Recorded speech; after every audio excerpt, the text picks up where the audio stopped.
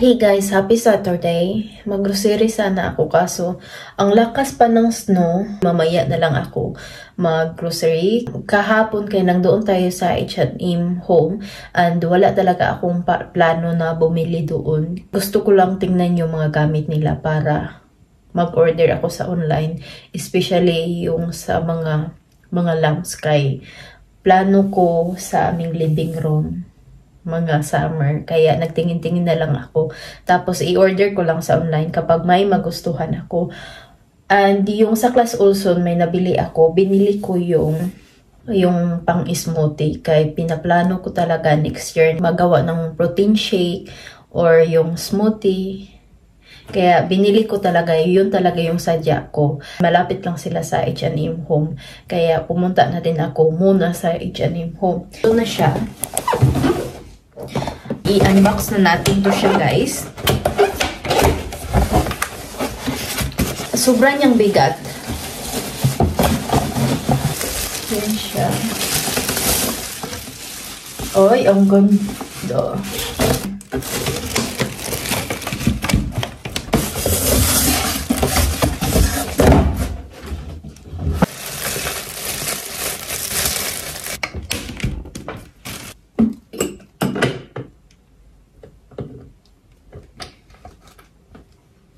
Ito na siya, guys. Kahit hindi siya white, okay lang sa akin. Ang super bigat talaga. Nagkamasol ako nito kahapon. Ilagay ko lang siya dito. Bumili na din ako nito pang mix and battery. Kaya nagbili man ako ng matcha powder. Tapos itatry ko na hindi muna mag-coffee kung makaya ko. Bumili din ako ng karayom ba ito, no? Tagalog karayom. Kay dago man ito sa Bisaya.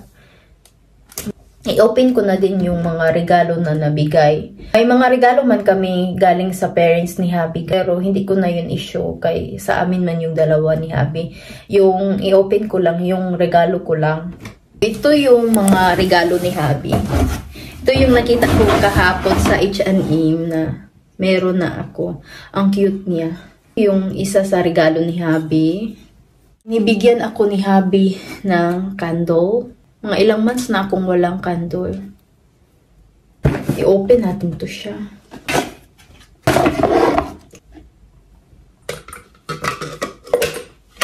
Tapos may pangtakip siya.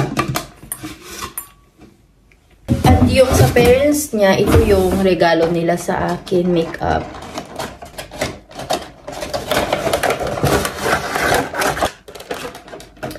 Alam nyo ba na nangyari nitong month na to sa Christmas? Na typical talaga siya kasi kung kilala nyo ako talaga, grabe talaga ako ka 100% extrovert.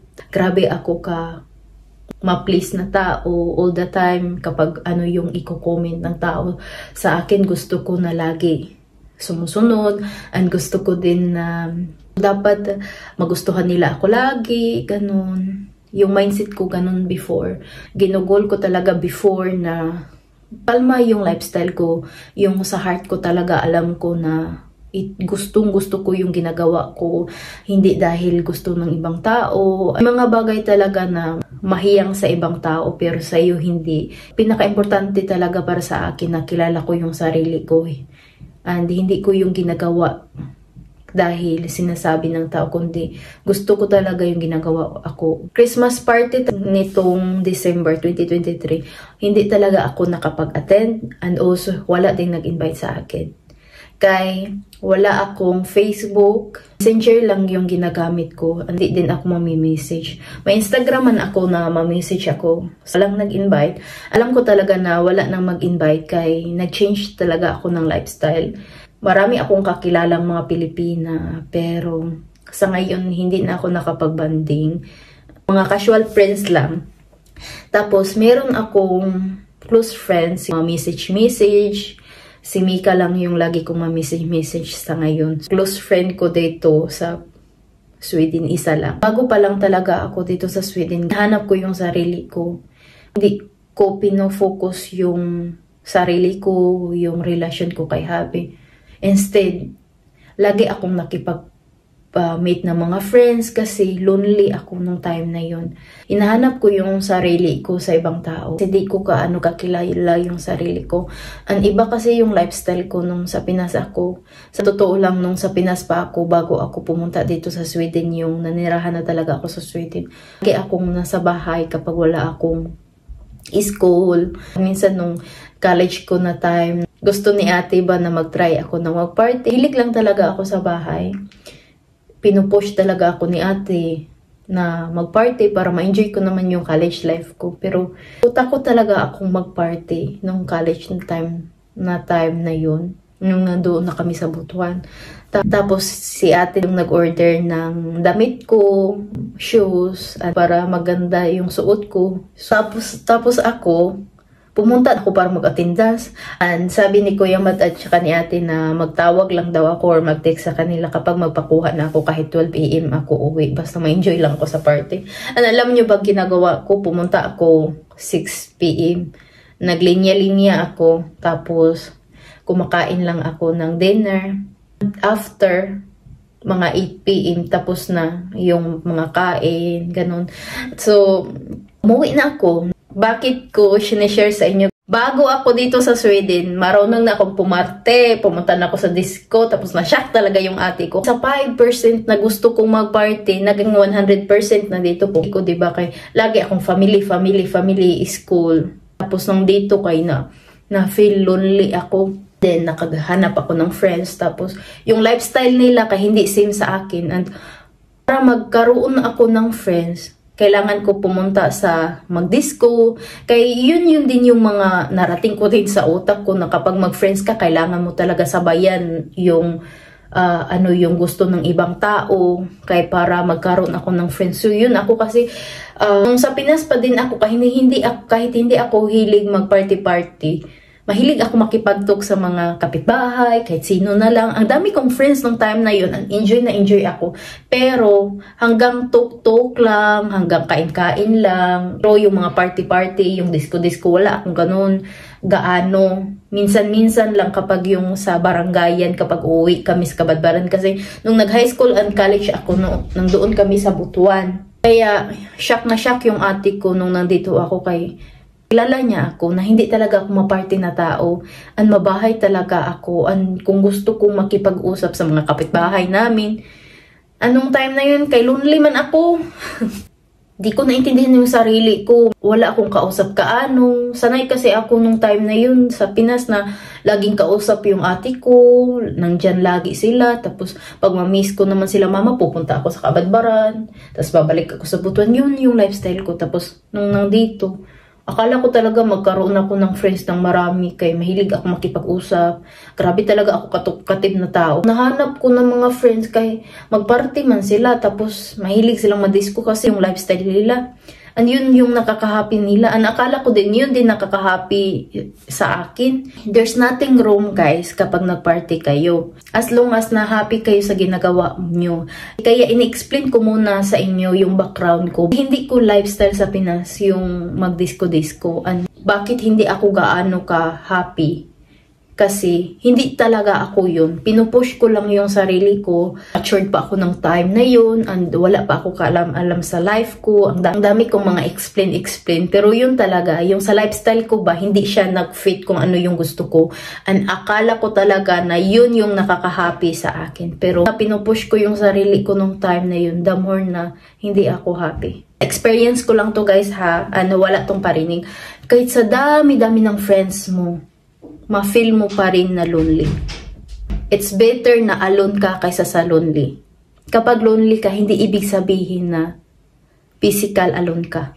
Hindi ibig sabihin na marami kang friends, hindi mo na ma-feel yung lonely ka. You are together with your friends, pero deep inside yung heart mo lonely ka. Emotion kasi yung feeling na lonely. Kahit marami kang friends, marami kang kabanding all the time, everyday, pero hindi ka happy.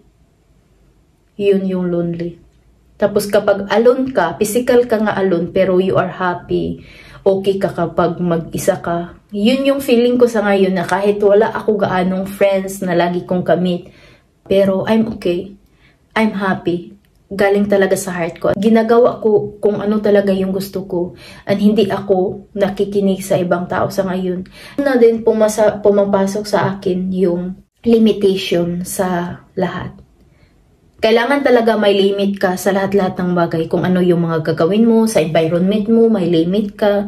Sa yung partner, may limit ka din. Sa yung self, may limit ka din. Hindi naman 100% lagi no, na ikaw lang din mag-isa. Like same sa akin. Kailangan ko din makibanding ni hubby. Tapos, kailangan ko din makipag-talk sa aking family. Hindi all the time na alone lang ako. All the time. Kailangan talaga na balance talaga yung life, tapos with limitation and self-love, self-care. And hindi din madali yung journey. Ito yung pag-iisip sa ngayon. Hindi talaga ang hirap. Sa pag-start, ang daming struggles. Kahit ngayon din, meron pa rin mga struggle guys, pero kaya ko nang i-handle.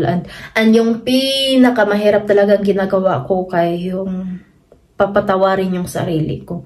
Dami kong ginagawang kabalustugan, ang dami kong nasasabing masama, ang dami ko ding mga hinanakit, dami ding nananakit sa akin, and hindi ko biniblame sa ngayon sila. Before, grabe ako, paawa i-fake, dapat you feel sorry, yung mindset ko before. And sa ngayon kay ayaw ko nang mag-blame kahit sino pa, kung ano man yung nangyari, and i-blame yung sarili ko. Kaya total talaga, nahirapan talaga ako sa pagpatawad sa sarili ko. Ang hirap talaga nung pag-start sa aking self-love journey. And yung self-love journey kay all the time yan, everyday yan.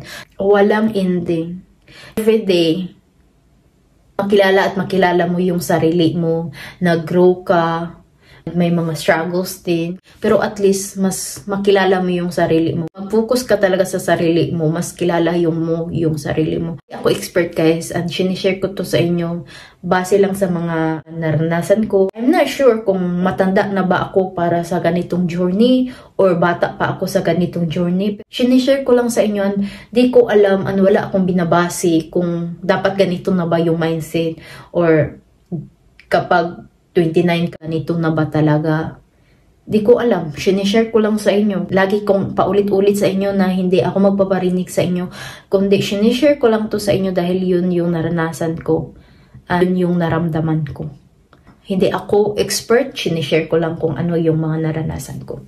Share ko talaga to sa inyo. Baka meron sa inyo na nag-struggle or nakarelate sa aking story, sa aking mga experience. And sinishare ko to sa inyo. Okay. Yung mga sinishare ko sa inyo, love journey, akala mo single ako. Hindi ako single. I'm happy and healthy yung relasyon namin ng asawa ko. It's good thing talaga na bumalik ako sa pagbablog kay ma-share ko sa inyo and may matutunan kayo ng kahit isang bagay sa mga na-share ko sa aking vlog. Hindi nag-snow, lalakad na tayo, magbihis lang ako.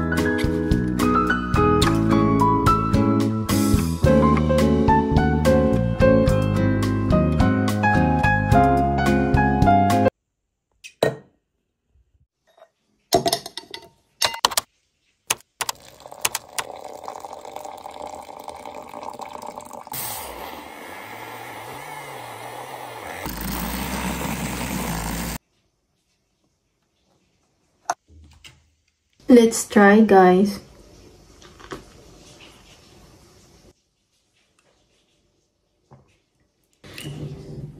Sa totoo lang, talagang masarap yung lasa.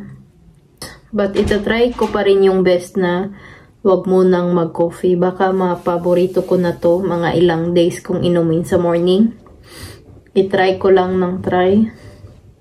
Gusto ko lang talaga na iba yung drink ko. Hindi muna coffee kay baka ang coffee yung epekto kung bakit hindi ako madaling makatulog sa gabi. Kaya i-try ko munang mga ilang days na hindi iinom ng coffee. Pag morning talaga gusto kong may mainit akong mainom. Kaya tinatry ko. Pero hindi man siya masarap talaga. Uy, kailangan ko i-push yung sarili ko para iinom ako nito. Kaya kadalasan kasi pag makakita ako ng mga vlog, mga matcha nila ba kay masarap man tingnan. Tapos 'di ba ang ganda niya tingnan talaga, pero pag inumin mo tapos healthy na matcha, walang sugar. Yung nilalagay ko na milk ay yung no sugars almond. So akala ko talaga masarap yung mga matcha-matcha. Kay kadalasan mga sa mga vloggers ba kay ang sarap nilang tingnan umiinom ng matcha tapos healthy yung mga matcha nila. Ayun na tinatry ko. Hindi man masarap. Uy, kailangan ko i-push yung sarili ko para inumin. Baka yung matcha nila masarap talaga. Itong napili ko, hindi. Ito man yan siya, oh. Matcha powder organic, high in iron, and potassium, 100% green tea, superfood foods. Yan siya. Baka sanay na din yung mga vloggers na umiinom ng mga ganito, no? Tapos, maganda talaga sila. Tingnan yung mukha nila. Maganda man tingnan pag umiinom. Pag ako umiinom kay ganitong mukha.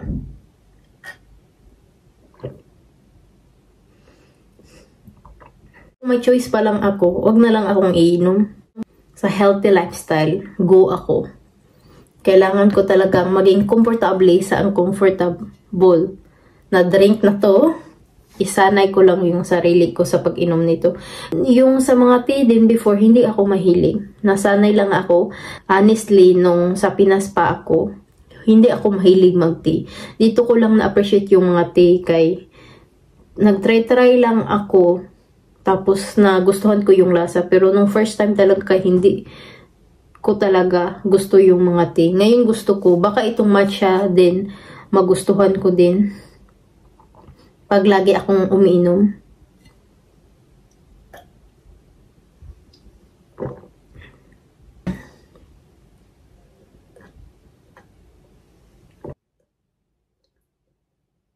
Naubos na siya, guys. Yan.